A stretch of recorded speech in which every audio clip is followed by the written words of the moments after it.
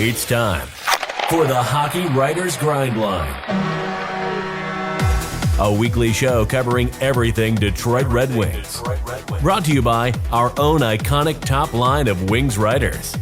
Sit back and enjoy the grind.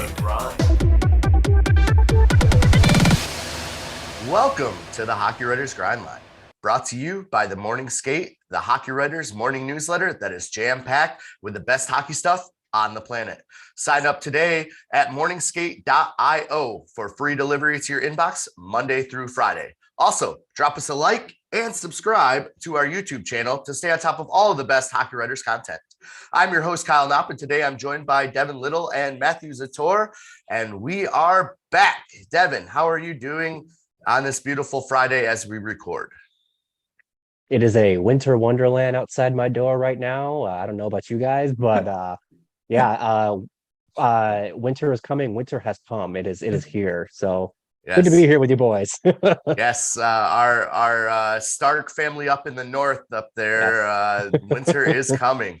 My mom sent a text that Saginaw got hit with 3-4 inches of snow as well, or I think she's in Lansing with my grandma this week, but they got hit pretty bad. So I was wondering how Grand Rapids is faring. Yeah, we're not buried, but we're getting there.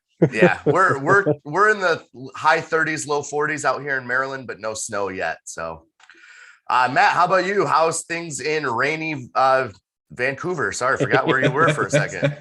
It's not raining. Hey! It's been like last 2 weeks has been all nice and sunny, colder. I don't want to say cold because I know that it's colder. It's close to zero. Well, it's like 7 degrees during the day. But it's sunny, clear blue skies, and haven't had any rain for a while. So awesome. Knock on wood, we're probably going to get it tomorrow. Yeah. But there is snow in the forecast within the next few weeks. But out here, snow is not much. So in the city, it stays pretty dry. At least it's more rain than snow. But then once you get up toward the mountains, that's where you get hit, right? Yeah. And a quick shout out to the Washington Pride U19 team. They are in Vancouver this weekend playing 4 games. So just quick shout out to that team out there. So I work with them extensively and wanted to wish them good luck. So, all right, well, we're here to talk about Red Wings hockey, not college prep hockey. So let's jump right into it. All right, and we're going to get into our one good, one bad from the week. And Matt, I will start with you. Well, a good for the Red Wings. I mean, it was 1-1-1 on their road trip, but there were some good moments. Moritz Seider scored a goal, which that's okay. That's my good. Seider scores. Still, we're going to talk about him this episode, but so I won't go too much into it. But it's great to see him score. I mean, we've talked about his struggles this season, and hopefully this is a jump-off point for him to kind of get going now because Red Wings need him. I mean, they are doing well without him scoring and putting up a ton of points, but they'll do a lot better if their best defenseman is putting up points. So that's my good that he scored. And my bad is that the Red Wings are still having problems with the 5-on-5 play. And like Logan said in his Detroit Red Wings Weekly, check that out if you haven't yet. Just came out today. And face-offs, which is another big thing. I mean, you're not going to go very far if you're not winning draws, and that's just the basis. I mean, most playoff teams are good on face-offs, and that's puck possession. If you don't have the puck, you're not going to score goals, and they got to fix that. But so that's my bad, is that there's still some issues in their game, and they just got to fix that to hopefully make the playoffs this year. In today's NHL, it's all about puck possession. I know they do a lot more dump and chase than they used to, or at least if you talk to some of the old hats from around the league back in the 80s, early 90s, they tend to think that the NHL today is more just getting the puck off their stick, but still puck possession, especially right off a face-off and in your defensive zone, is very, very key to survival in today's NHL. All right, Devin, over to you. One good and one bad from this week. We'll start with the bad here. My bad's going to be that play from Tyler Bertuzzi in the Ducks game in overtime, where he kind of just passed it right to Ryan Strome, and then 2 seconds later it was behind Husso, and that was the end of the game. If it was if it was Lucas Raymond or Moritz Seider or Berggren or any of the younger kids doing that, you'd go, okay, like that's a learning moment. Yeah. Don't make that mistake again. Bertuzzi is a veteran; he knows better, and Yep. he that was a perilous play, and I think that is why he started on the fourth line the next game. My good, I just mentioned him, is Jonatan Berggren. Not only has he debuted now, he's got 3 points in 4 games, so he's making stuff happen. I think he is directly responsible for Joe Veleno starting to look really good. Yep. And if you're adding scoring depth from these young guys that you're hoping are taking steps like Berggren and Veleno, you got to feel pretty good about this team going forward. So what this boils down to is the guys you expect to make the good plays not making the good play, and then the kids who are learning to make the good plays are making the good plays. Very true, and good call out there, Devin. For my good and bad, I'm going to kind of piggyback off of what you both kind of said. My good right now, obviously, is Bertuzzi's back. I think that's huge for this team. We've talked about it numerous times, how he brings that sandpaper. He kind of drives the machine, so to speak, of being that heart and soul guy. So having him back in the lineup is huge. My bad, however, is once again, there's been a questionable call from Derek Lalonde in his lineup moves after getting a guy back from extensive layoff. It was Oscar Sundqvist a couple weeks ago, putting him on the penalty kill after having 8 games off, and you could tell he was just winded out there. And then, like you said, Devin, having Bertuzzi on the 3-on-3 overtime after he's been gone for 10 games almost. I mean, it's been a while. A month, basically. Yeah, he's been gone for a month, and you're going to put him out there in 3-on-3 play. Just a little bit of a questionable decision, and it came back to bite them on the butt. And as Ted Lasso says, those are the type of bite marks you have to pay for usually. I mean, that one hurt. So that's going to be my bad. Just a couple of questionable calls, with some of the guys coming right back from injury. But hey, that's why we brought him on as the head coach this season, so he can tinker with those lines and make those moves. All right, moving forward. The Red Wings went 1-1 over their California road trip. And to recap, they lost to the LA Kings 4-3 last Saturday. Tried to come back and make that a game, but just a little too late. Turned around on Tuesday, lost to the Ducks in overtime. We brought that up quite a few times already. And then on Thursday night, came out and spanked the Sharks 7-4 in a pretty big back and forth offensive firepower game. So, Devin, coming to you first, what were your thoughts and observations from that Cali road trip? Well, my first thought is that I'm excited to get back to going to bed at a decent time because holy cow. But besides besides that, that Sharks game was a lot of fun, and it was a lot of fun for like the wrong reasons, but also like, objectively speaking, a 7-4 game where like no one's playing defense and everything's going wrong. That's fun. Come on. Yeah. It looked almost like an all-star game, right? Literally though. Just yeah. Back and forth. And then, and like, I don't know. I going back to like the 2010 and 2011 playoff series where they lost to the Sharks in the second round both years. I've always there's a soft spot in my heart for when the Red Wings are able to beat the Sharks. So, the other games, I think it's kind of just a story of missed opportunities. Yeah. Obviously they did beat the Sharks. It was ugly how they did it, but they did do it. They let the game against the Ducks slip through their fingers. That's a game they definitely should have won.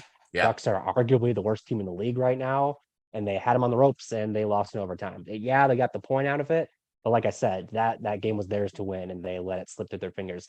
And to kind of harp again back to my one bad, it was one of your veteran key players who like made the mistake. It wasn't, like I said, it wasn't a learning moment for a young guy. It was a mistake by somebody you're not expecting mistakes from. And then the Kings game, I'm kind of working my way backwards here. kind of like a moral victory where like, yeah, like you said, they did make a game out of it in the third period. They like controlled that third period, but too little too late. And they played against the Kings earlier this season, and like within their first 5 games, I forget what game it was specifically, and that was a really close game. That was a game where they did lose, I'm pretty sure, but it was like a quality loss, right? This was I wouldn't necessarily call it a quality loss because they didn't show up until the third period. Yeah. And for the Red Wings to do what they want to do this season, they can't be showing up in the third period alone. They've got to bring it every single period. They're not, they're not good enough to not do that. So, like I said, overall thoughts, missed opportunities, but there was some fun along the way. Absolutely. So that game was their third game of the season.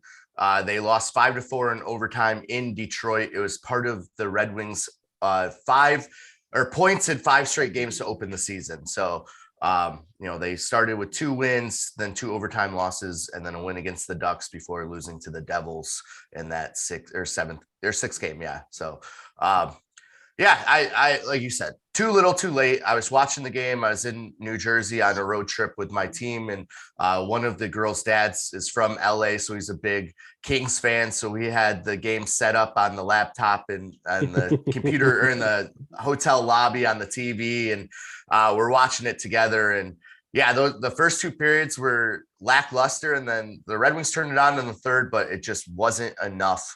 And you could kind of see them bounce back a bit against the Ducks, but again, had that game in hand and let it slip away, and then finally woke up to play. I won't say they played a full game against the Sharks, but they at least played enough of a game. Were there, enough of it that they didn't need to claw their way back in the last 5 minutes. So a little bit of a tough trip, and maybe it just comes down to fatigue or travel. It's a tough to travel to the West Coast and then be up to play right away because, your body's adjusting to time differences and whatnot. So, I don't want to make excuses for them because that's definitely a road trip they need to get more than 3 points out of.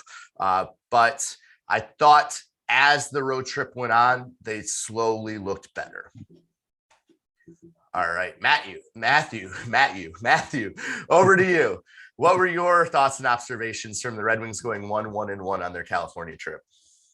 Well, just looking back, it really reminds me a lot of how the Canucks have played this year. Very, you don't know what you're going to get every game, and most of the time, it's you have either the bad start or you can't play a full 60 minutes, and that's what it seems like the Red Wings were this whole week too. And in that first game against the Kings, allowing the first goal of the game is never good, especially when it's the first shot of the game. Yep. 9 seconds in, like you're basically, no one's even into their seats yet, and there's a goal against. It's not good, and you're off to that off on the wrong foot already, and it's hard to come back from that. And they ended up not, 4-3 loss.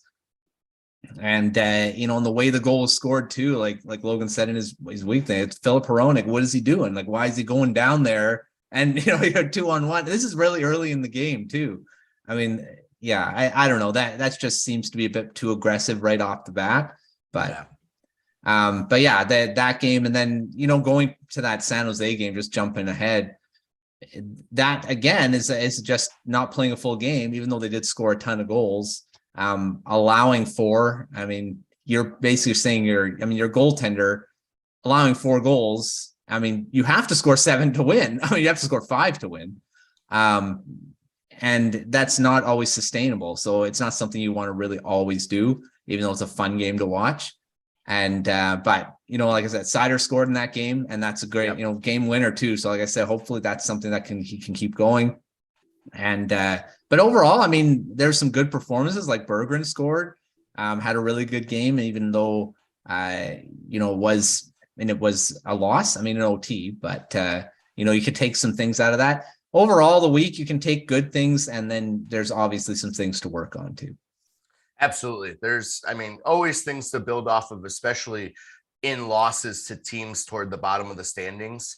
But yeah, I think, I mentioned just a minute ago, but I think that the team really kind of started to build on their play as they went along throughout that road trip. And, they're coming back home for a couple of games. They're in Columbus and then 2 home this week. So hopefully they'll be able to build off of that, coming back into their home arena and saying, okay, we're back in our beds. Let's get some rest and let's come back prepared and ready to go. So good call outs there, Matt and Devin.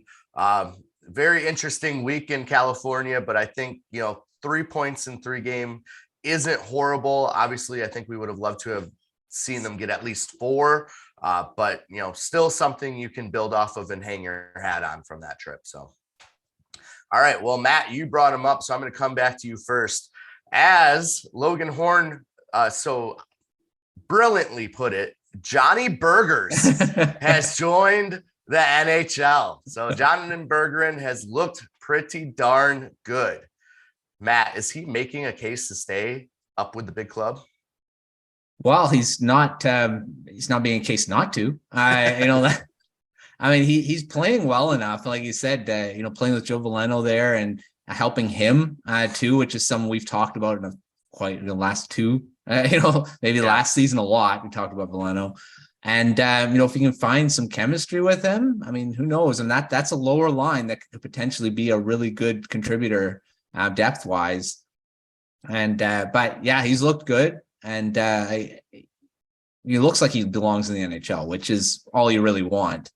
And he'll keep developing. I think he does belong here I think he may stay as long as he's playing well enough and the injuries still keep his spot in the lineup open.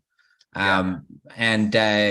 It's great that he's playing on that lower line because I think I mentioned it before that he may have to play in the top 6 to be good.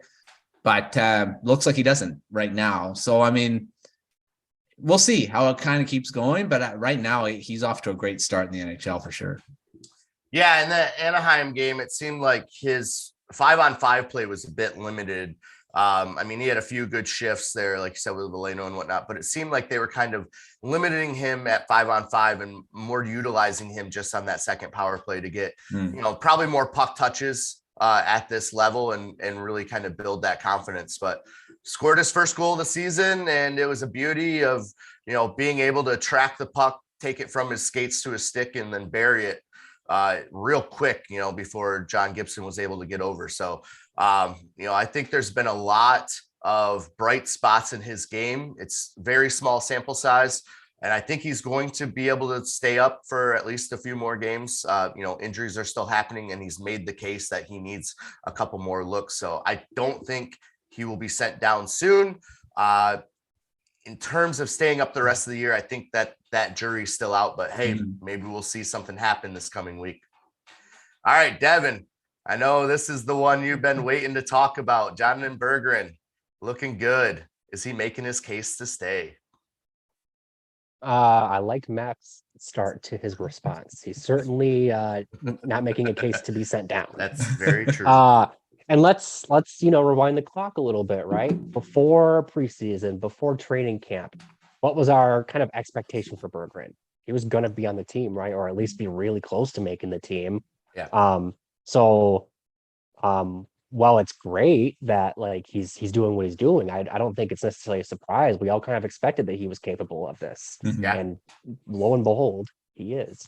I think that it's going to be interesting because, like you highlight, it's there's a lot of bodies that are on the mend right now, and that's what has allowed him to be in the roster in the first place. So what happens when everybody's healthy? What happens when he cools off? What happens? There's a lot of question marks about this still. Yeah. But I think so long as he is doing what he's doing, and I do think it's really important to kind of go back and say it again, he's making Veleno better. If you've got a player who makes his line mates better, that's a sign of a really good player. Yep. And I think that you make space for those type of players. Whether it's you trade somebody else or you send somebody else down or whatever, like I said, players who make other players better, those are the ones you keep. And the fact that he's doing it right off the hop here, maybe he's got the adrenaline of his first, taste of the NHL, but I also think that he's just capable of this and he's finally getting the opportunity to show it. So I think he's making a strong case to stay in the NHL.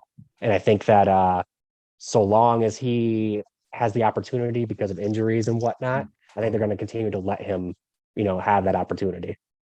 I love that call out, Devin, of just how he's come up and immediately made his line mates better.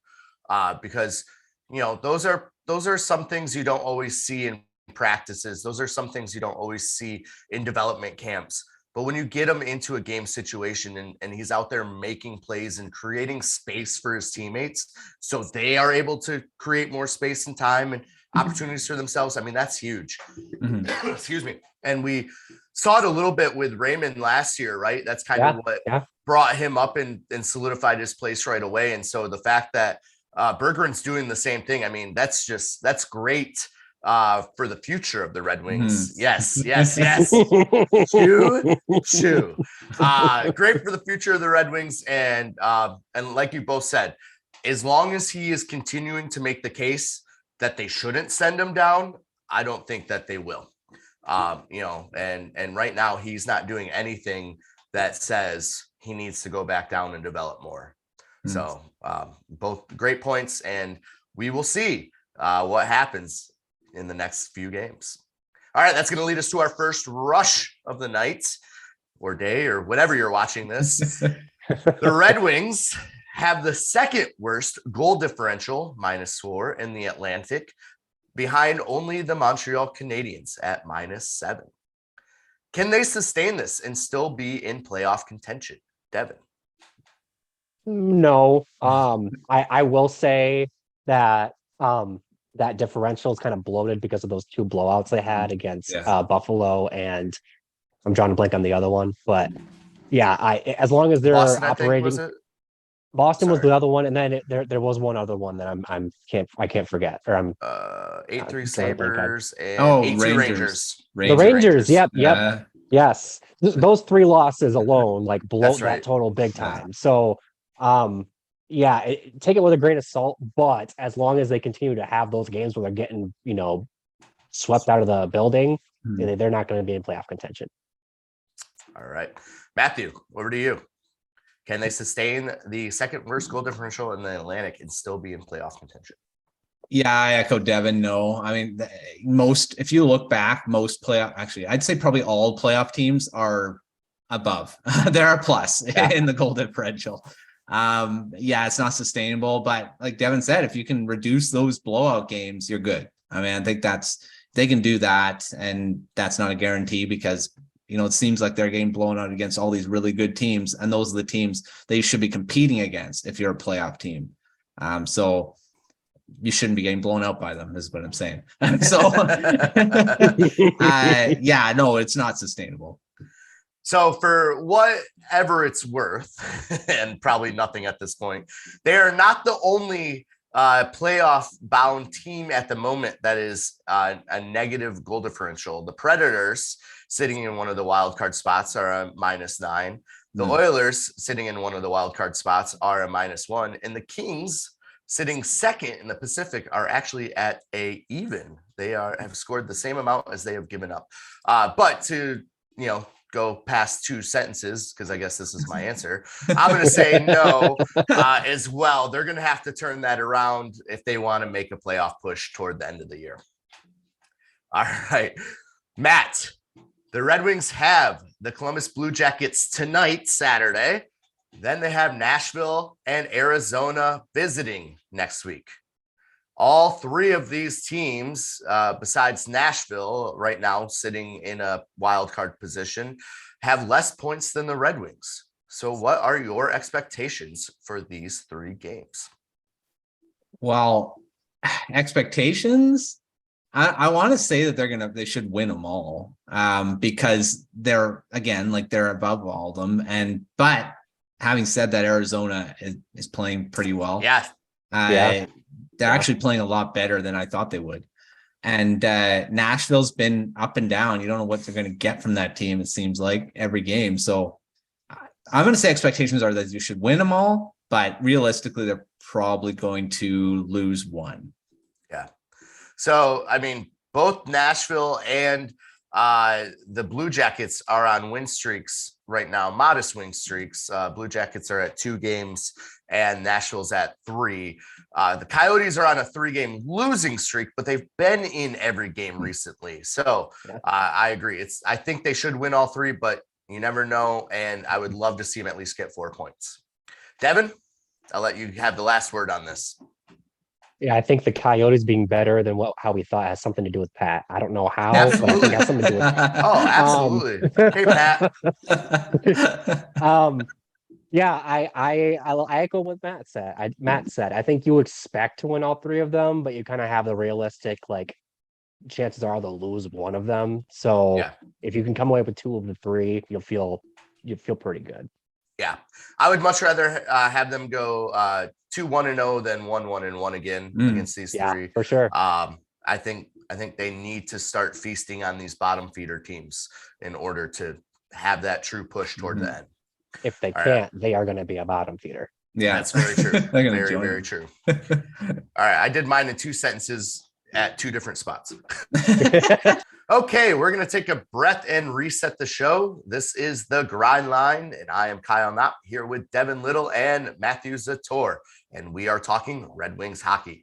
Before we get back into the show, we want to let you know that this episode is brought to you by Sports Fan Side Hustle, a new digital course that teaches passionate sports fans how to make a lucrative side income off of their love of the game. All you need is an internet, a computer, a passion for sports, and a few hours a week. Go to sportsidehustle.com to get the free startup guide that will explain the 4 keys to unlocking this income opportunity. Again, that's sportsidehustle.com and get started today. All right, now that our bills are paid, we are a month into the season now, and Seider still looks a little bit off. So granted, he did have a goal against San Jose that we've talked about. Is this the sign that he is righting the ship, or what is going on with Mo? And Devin, I'm coming to you first. Well, I'll first start by saying I think all of Hockeytown breathed a sigh of relief when he scored that goal because holy cow. I think that's what brought the cold front in. Maybe. There's no way around it. Seider has not looked like the guy who won the kid who won the Calder Trophy last year. We've kind of talked about that on an episode a couple weeks ago or whatever. Yep. I wonder. There could be a lot of elements at play here. We've got a new coach, got a new system, and new partner. And I think that might be a big thing. Sherratt is not Danny DeKeyser. Sherratt is not Jordan Osterley. Those are the 2 guys that Seider mostly played with last season. And as much as we make the jokes that Seider was dragging Danny DeKeyser around all last season, it still worked, right? Mm-hmm. Yeah. Like Seider still won the Calder Trophy. He still looked phenomenal, even though he had a guy there who just was basically just there. Sherratt is doing things. Sherratt chases guys down. He throws them against the boards. He ragdolls them. He also wants to get up in the play. He also wants to pinch it and create offense. Seider all of a sudden has a partner who does things. Yep. And I think that there's like a learning curve there of accounting for a defenseman that does things. I think that when Seider was the one who does things, he just was free to do whatever, and DeKeyser just had to sit still and be ready. And that it worked for whatever reason. It worked. Now, and that's not what the situation is now. I think that if I was Derek Lalonde, I would be seriously considering breaking up Sherratt and Seider. Yeah, because it's had its moments. There are times where they've looked good, but there's been just as many, if not more, moments where they haven't looked good. And clearly, like I said, Seider's not adapting to having that partner who does things. So I would put Robert Haig next to him. I would put Jordan Osterley. He played with him last year next to him. Somebody who just sits there and does nothing and lets Seider do his thing. People talk about putting Olimata. People talk about putting Olimata next to Seider, and I get it because Mata's been great. But I also think that Mata's been a big reason why Hronek looked good. Yep. And I wouldn't touch that because Hronek hasn't looked good for like 3 years. Yeah. So the fact that he looks good now, keep that as long as you can. Don't put Mata up there just to spark Seider. Seider can figure himself out. Yeah. So yeah, case in point, I hope that this goal was a sign that he's starting to, figure things out. But I also seriously think that they need to switch up the pairings. I think Sherratt needs to go next to Lindstrom or whoever. And I think Seider needs to have somebody on his D line that just kind of sits there and lets Seider do his thing, because that's what worked last year. Let's not reinvent the wheel. Yeah. Oh, absolutely. I totally agree. And, for whatever it's worth, I wouldn't be opposed to them dropping Seider down to that third pairing for a game or two and just kind of allowing him to have more freedom against weaker opponents to go do some things and kind of get that mojo going again. We saw it happen a little bit against San Jose. That goal is fantastic. I think that's, anytime you can get that first goal of the season, especially if it's coming in game number 17, like that's huge. And that's going to spark confidence. That's going to spark a little bit more energy, a little bit more oomph in this game, So I think that is the first sign or the first step in righting that ship. But I think you're absolutely right, Devin. I think now that he has a partner that does things, he's not expected to just cruise all over the ice and take care of everything. And so for him, it's learning when his partner jumps up the play. Okay, I can't jump up to the play anymore. And Sherratt, sorry, I forgot his name for a second, has been having a lot of fun jumping up into the play in Detroit. And so you see Seider kind of being that back defenseman that his only role is defense, and that is not really his game. And I think that's been throwing him off a little bit. So you're absolutely right, Devin. I think that, put him with Osterley, put him with Hag on that third line for a couple games, let him get that confidence going. Let him, just let him go do his thing out there against weaker competition. And then you can reassess it in a week or two and then, rebuild that. But absolutely do not touch Hronek and Mata, because that has been fantastic. And those were two guys that we thought might be, 6th, 7th, 8th defenders. And here they are rocking that second line and showing a little bit of a rebirth for their careers. So I think you're absolutely right, Devin. Don't touch that. Find another way to let Seider kind of find his mojo on his own. All right, Matthew, let's hear your thoughts on what's going on with Mo Seider. Was his goal a sign that he is righting his ship, or does something else need to happen? Well, I'll say Devin just read my mind. My exact response is going to be changing his partner, but so I won't go too much into it. But I do think he does need a different partner. As much as I don't want the Canucks to trade Luke Schenn, I think he could potentially be a guy that could fit with Seider. Like he fits with Quinn Hughes like a glove. Yeah. And Seider's a similar type defenseman, very dynamic offensively. But I think he needs someone or even get Chris Tanev or something, like someone like Devin said, someone that doesn't just sits back there, plays well defensively, and Seider knows, okay, I can jump up, this guy will be there. Yep. And so that's what he needs, and that's what he's used to. He was used to that last season, even though DeKaiser's not at the same defensive level as a guy like Tanev or Schenn. So I think changing what they have right now. I mean, like you said, Hag, Osterley are guys that they have right now that are in that mold. But if Yzerman can do something at the deadline to get someone else that could potentially fit with Seider, it's more that type of defenseman, I think you should look at it. I mean, Tanev's a bit too expensive, I think. I don't even know if Calgary's open to trading him. But Schenn is definitely a possibility. They might be if they're on the outside looking in come the deadline, right? Because right now I think they are. Or did they jump back up? They're around there. Yeah, they are.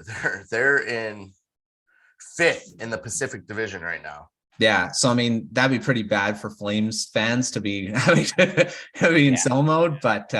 Tanev is definitely, he's not on a long-term contract. I think he only has like a couple of years left in his contract, or maybe even a year.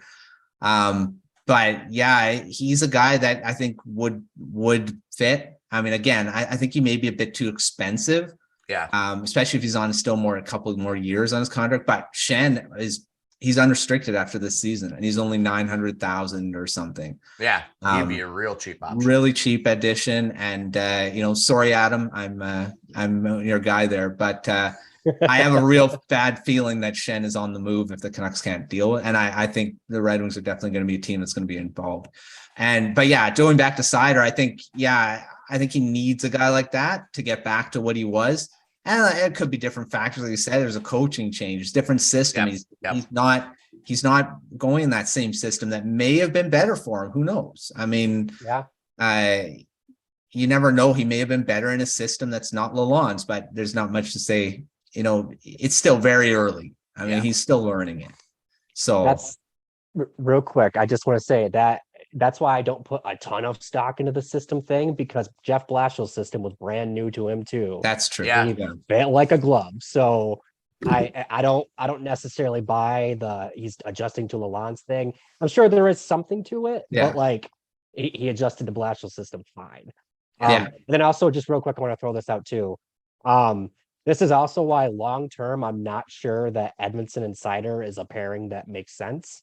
Because Edmundson is a guy who does things. Yeah. And if Seider needs, like we just talked about it, if Seider needs a guy who doesn't do things, that's not Simon Edmundson. Yeah. He's going to want to go up to the plate too. Or Wallander, because Wallander's been doing a lot of things too. So, I mean, hey, if you have 3 defensemen that do a lot of things, that's fine. But let's find 3 defensemen that stay home that can complement them. Because that's Sabrenko. Sabrenko, hi Kim. Emil Viro. I like Emil Viro too. And bringing a guy in like Emil Viro or Donovan Sabrenko, who are the types of players that can play the defensive defenseman role, I think that's going to really complement Seider and Edmundson in the future and really kind of allow them to play their types of games, which are offensive defensemen and creating plays, jumping into plays and all of that. So, I mean, there's still a lot of good young defensive defensemen in the pipeline that the Wings can reach out to. It'll just be interesting to see what direction they go with, probably after this year, because I would assume anyone coming on this year will be a short-term replacement like a Luke Schenn that's going to be a unrestricted free agent. To watch this progress in the next couple of years to see how these pairings end up shaking out will be a fun storyline to keep track of, at least. So, all right. Well, Matt, you talked about being linked to Canucks players. So let's talk about another Canucks player that the Red Wings have been linked to, and that's Bo Horvat, as well as Erik Karlsson from the San Jose Sharks. The Red Wings have been linked to these players, but I want to know, are they legitimate trade targets for Detroit? And Matt, coming to you, what do you think about losing your captain? I hate it. But it's looking more and more realistic that it may happen. And Horvat's off to an amazing start. He's one goal still, I believe, back of Connor McDavid for first in the league in goals.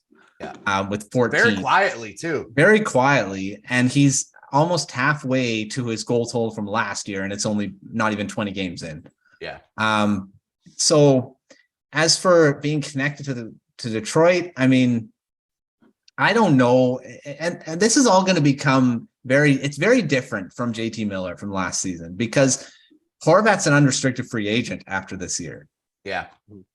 I don't think a team's going to want to give up a ton of assets, which the Canucks are going to be asking for, unless there's an extension already in place. Because I feel like, the Red Wings, they have the assets to trade for a guy like Horvat, but will Eisenman be like, okay, we'll give you like a guy like Wallander if he's not guaranteed that Horvat's not going to be, that'll be gone after this season, because then he's a rental on a team that's not guaranteed for the playoffs.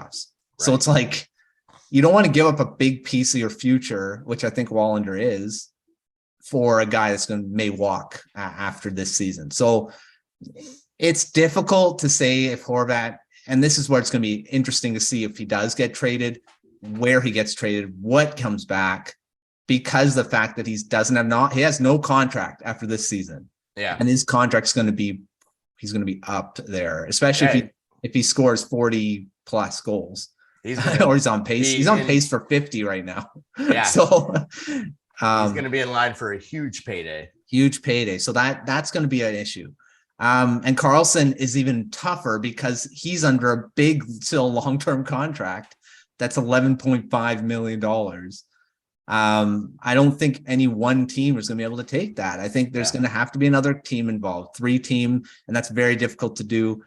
And I don't think Karlsson's a guy that Detroit needs. An older guy that may just have maybe this burst of energy for one season and obviously goes back down to his normal lately. And he's been injury prone too. I don't know. It's just too big of a risk, I think, in Detroit's case. And I think Yzerman won't do that. I think he'll go for someone lesser like a Shen or someone like that, not a guy that he's tied to for multiple years under a big cap hit.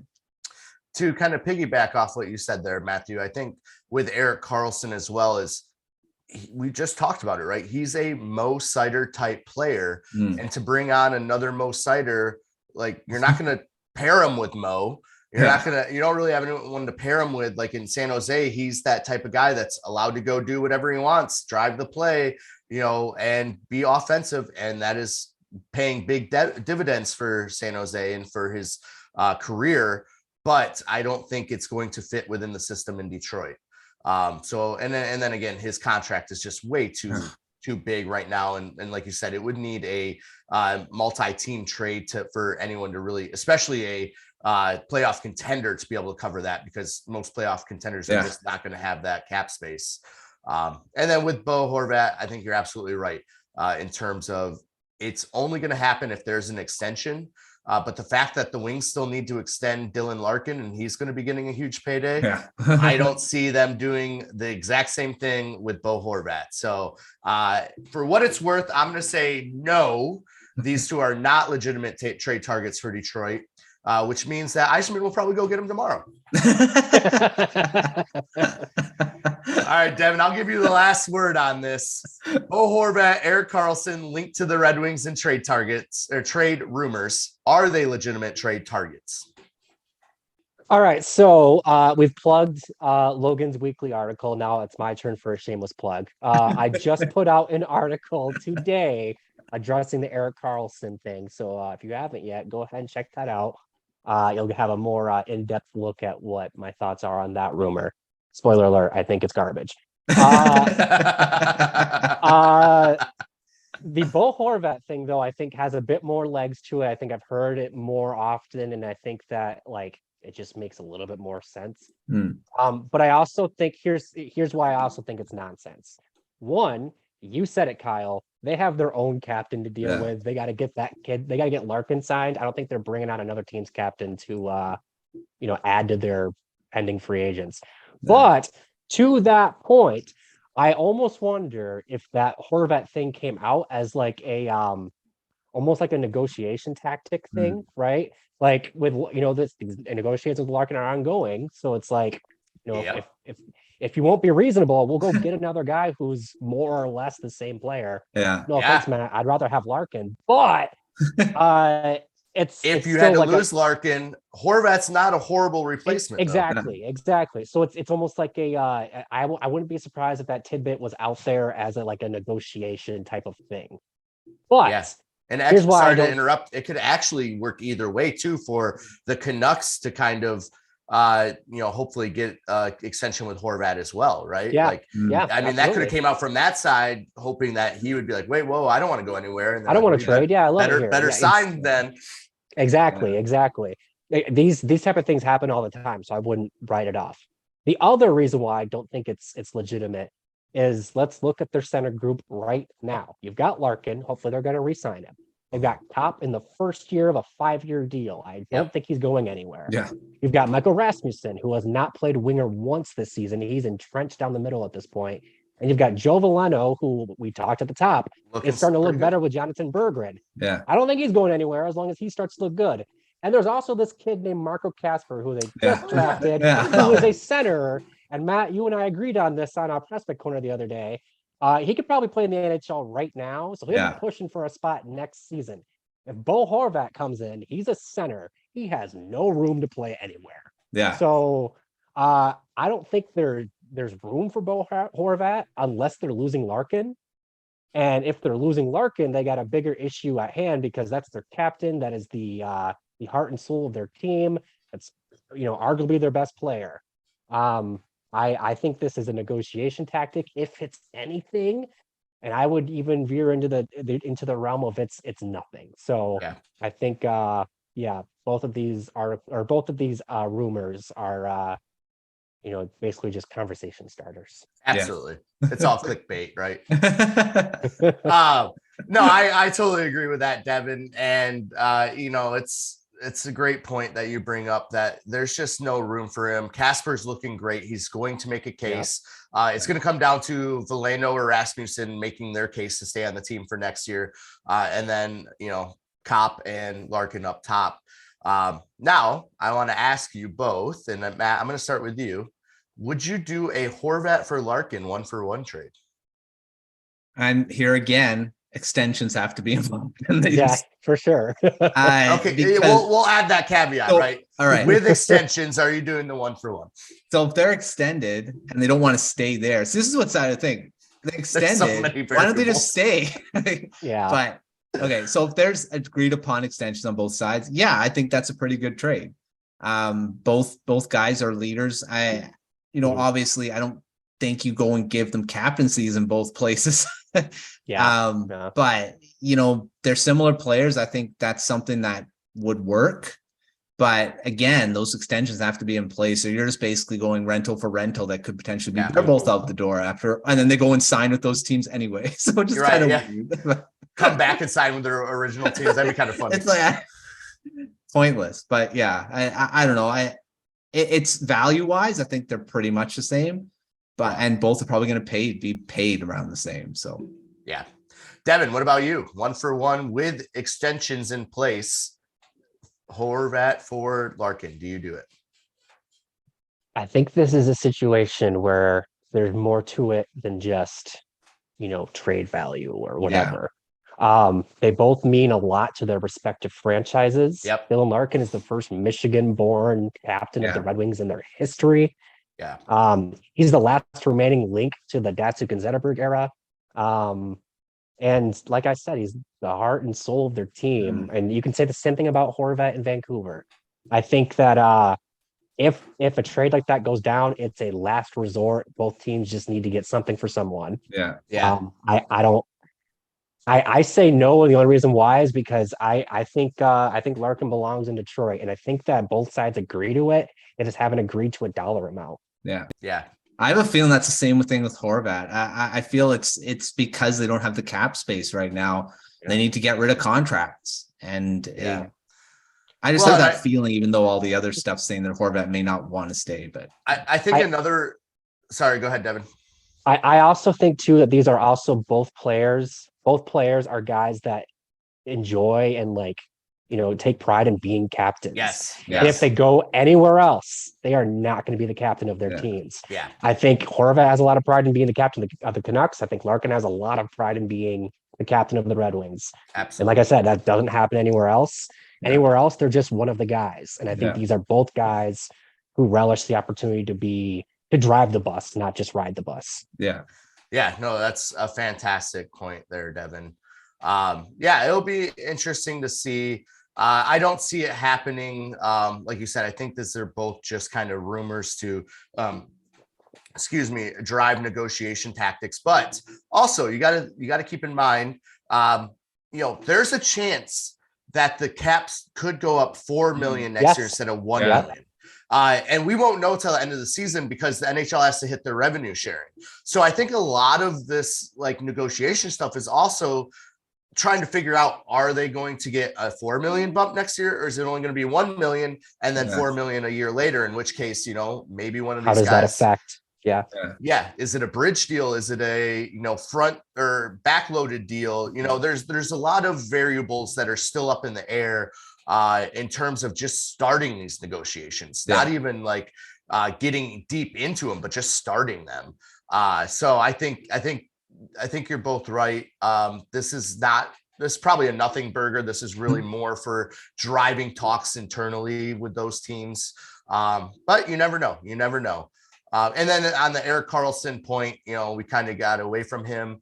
But Devin, you put out an excellent article Friday mornings, about how the Red Wings should be interested in Timo Meier, not Erik Karlsson from the Sharks. And I really like that idea. Okay, we can talk about that next week. And we probably will talk about that next week. But yeah, I think that Karlsson's definitely not in the cards. And I think the Horvat would be a very, very, very long shot in terms of just all the variables that would have to work out. Now, if they were to go after Horvat without getting rid of Larkin, again, that strengthens your play down the middle, but then you got to get rid of someone else. I mean, you can't have, 6 centers vying for, with 3 of them legit top 2 centers. I mean, it's just not going to work. All right. That's going to bring us to our second rush of the day. So, Devin, I'm going to start with you because this is a fun one I thought of. If you could trade for any player to join the Wings, who would it be? Connor McDavid, is that like yeah, is that the easy one? That is the easy one. I am going to say I'll give you an easy one and like a slightly more creative one. Okay.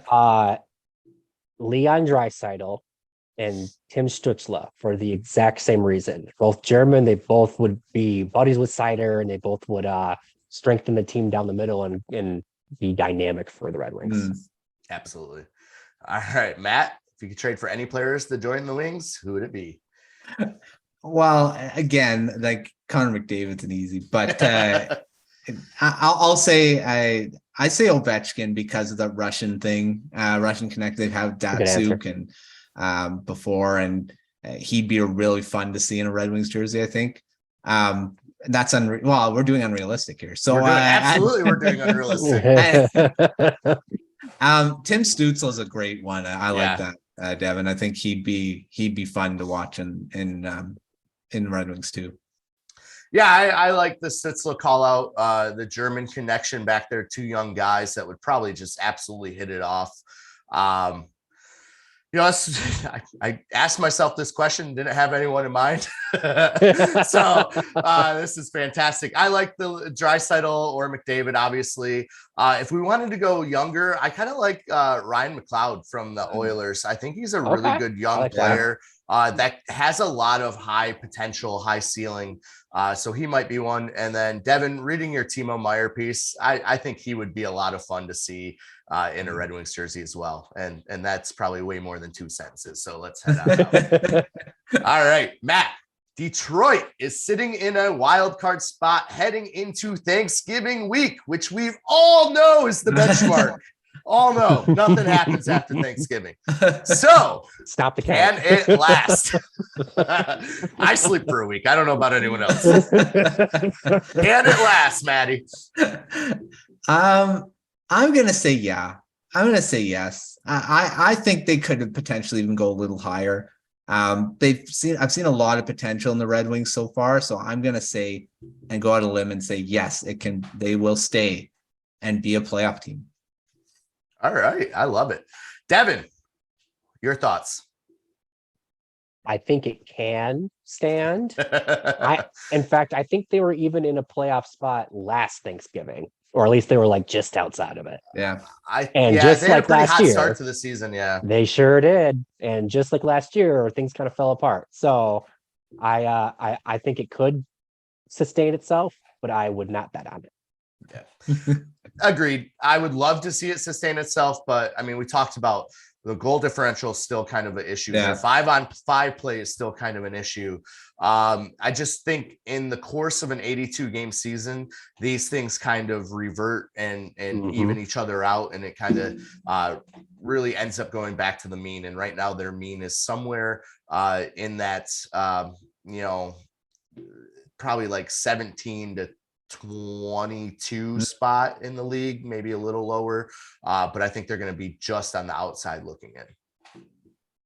All right, well, if we haven't convinced you with our first plug, sign up for the Morning Skate, the morning hockey newsletter delivered to your inbox Monday through Friday for free.